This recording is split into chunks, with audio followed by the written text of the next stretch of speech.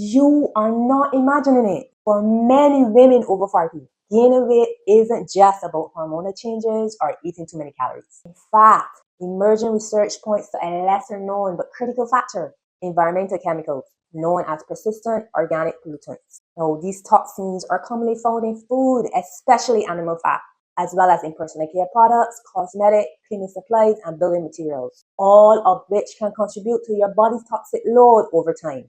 What made this especially concerning is that while POTS were initially linked to cancer and infertility, more recent studies suggest they may also disrupt metabolic function, contributing to weight gain and insulin resistance, even at normal levels of exposure. So in this video, we will explore why POTS matters if you're struggling with your weight and what practical steps you can take to protect yourself. Now, persistent organic pollutants, or POTS, are toxic chemicals that don't break down easily in the environment or in the human body. So some of these chemicals were banned for many years, yet they are still found around us today, in our air, our water, our soil, and even in our food. That is because they were designed to last long, sometimes staying in the environment for decades. So as the global chemical industry continues to grow, more new chemicals are being made and sold each year. Many of these could have similar long-lasting and harmful effects. That means the threat of POTS is not just a problem of the past. It is an issue we are still facing, and it may get worse. Many POTS are fat-loving chemicals, meaning they're dissolved more readily in fat than in water. This has huge consequences for us. They easily cross our cell membranes and are quickly absorbed into fatty tissues.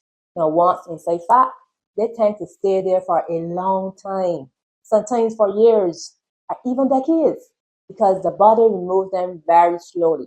Now, most people are exposed to POTS through food, especially fatty animal products like fish, meat, dairy. So over time, POTS can accumulate in our fat stores, creating what you might think of as a toxic reservoir inside the body. And the more body fat a person has, the more space there is for these chemicals to accumulate. What is essential to understand is that the body's storage of toxins in fat is a kind of defense mechanism. So it helps protect essential organs like the brain and liver from exposure to high levels of chemicals at once. It slows down the harmful effect by keeping these chemicals locked away for a while. It gives the body more time to gradually eliminate them through its detoxification systems, such as the liver and kidneys. So in this way, fat tissue acts like a safety buffer, a temporary holding space for chemicals the body can't break down or remove right away. Now, when persistent organic pollutants build up in fat tissues, they don't just sit there quietly. Many POTS also function as obesogen, which is a class of chemicals shown to interfere with the body's normal metabolic regulation. So obesogen disrupts how the body controls estrogen signaling. So some environmental chemicals act like estrogen in the body. Scientists call these xenoestrogen. They don't behave exactly like your normal estrogen, but they are close enough to confuse yourself. So think of it like this. Your body has hormone locks, receptors, and estrogen is the key. So some chemicals look enough like the key that they fit into the lock, even though they don't work the same. So according to research, certain chemicals can bind to estrogen receptors, especially in fat tissues. Fat cells have many estrogen receptors. Now, when these receptors are activated incorrectly, fat cells are encouraged to grow and multiply. Fat storage becomes more protective and stubborn. Inflammation signals increase. This is one of the reasons why weight gain can happen even without eating more calories. So why does this matter for women over 40? So after 40, especially during perimenopause or menopause, estrogen becomes lesser and more unpredictable. So low estrogen means the system is more sensitive to disruption. So when estrogen-like chemicals enter the picture, the body may interpret them as we are under hormonal stress, store more fat, protect the system. Now, obesogen doesn't just affect existing fat cells. They can actually tell your body to create new fat cells. This process is called adipogenesis, which means turning immature cells into full-blown fat cells. Here's the key part. Research shows that some POTS interact with internal switches inside your cells, especially one called peroxisome proliferator activator receptor gamma. Now, you don't need to remember that name. just what it does. So think of it as a master switch for fat storage. When it's activated, the body is encouraged to create fat cells. The body becomes more efficient at storing fat. Energy is directed towards storage instead of burning. So some chemicals flip the switch even if calories and exercise haven't changed. But here's the interesting part. Fat cells once created rarely disappear. Weight loss mostly shrink fat cells. It doesn't remove them. And more fat cells means more places for the body to store fat. So if your body has been nudged over the years to make extra fat cells, you may feel like you gain weight more easily than before. Weight loss stalls faster. Regaining weight happens quickly. So adaptogen also disrupt insulin signaling and blood sugar control. Now, insulin is a hormone that helps move sugar from your bloodstream into your cells so it can be used for energy. So when insulin is working well, blood sugar stays steady. Cells get the fuel they need. Fat burning can occur between meals. So study shows that persistent organic pollutants interferes with insulin's job. Across human studies, animal studies, and lab experiments, exposure to POX was linked to poor blood sugar control, reduced insulin sensitivity, slower metabolism. But here's the part I want you to remember.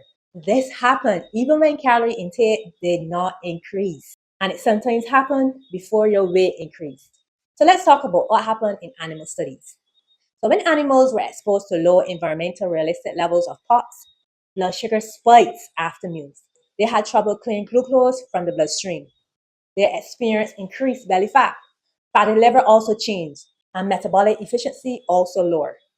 But importantly, animals exposed to clean food without POX did not show the same problems, showing that chemicals themselves were the trigger. So let's talk about what insulin disruption means for your body. When insulin signaling is disrupted, your body shifts into fat storage mode. Fat burning becomes harder. Cravings increase, especially for sugar and quick carbs. Energy crashes become more frequent. Now, this creates a vicious cycle. Blood sugar swings, craving, fat storage, lower energy, and more craving. So obesogen also causes fat tissues to become hormonally and inflammatory dysregulated over time. Now, this is one of the key points from the study. Fat is not just extra weight. The science shows that fat tissues is biologically active, meaning it constantly communicates with the rest of your body. Now, your fat tissues releases hormones that control appetite and energy. They're sending signals that affect blood sugar and metabolism. They produces inflammatory messenger. In other words, fat cells talk. Let's look at what normally happens when fat tissue is healthy.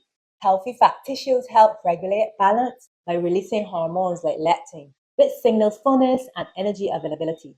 Adiponectin, which supports insulin sensitivity and fat burning. Now, these signals help your body know when to burn fat, stop eating, keep blood sugar steady.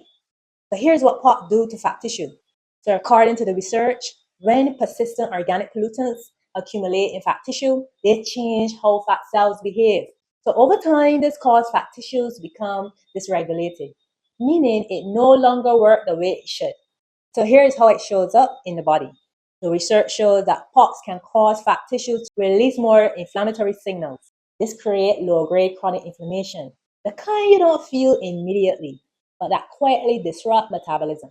This same distorted hormone signals, leptin and adiponectin signaling becomes impaired. So hunger cues become unreliable, fat burning signals weaken, and the brain receives a lot of mixed signals. They become insulin resistant itself. Fat tissues start responding properly to insulin, making it easier to store fat and harder to release it. So in essence, fat cells aren't silent. They're sending messages. And when they're overloaded with toxin, the message changes and the body shifts into a protective mode. The body prioritizes storage over burning. Metabolism slows. Weight loss becomes harder. So let's talk about this part of the research on POX and the increased risk of metabolic disease. So some POX disrupt your hormones, even at very low toxicity scores. So that means you don't need a high exposure. Daily background exposure is enough over time. The effects build up quietly, often for years before symptoms appear. That's why supporting your body matters, especially during weight loss. Now, when you lose fats, stored toxins are released. If the toxin and drainage pathways like your liver, gut, kidney, lymphatic system, and lungs are not supported, toxins can recirculate, inflammation increases, weight loss stalls, symptoms like fatigue, headaches, bloating, and craving appear. This is why supporting detox pathways and reducing ongoing toxin exposure is not optional, it's essential. So, the bottom line, unexplained weight gain isn't always a discipline problem. It's a biological response to a chemical environment, layered on top hormonal changes, stress, and modern lifestyle.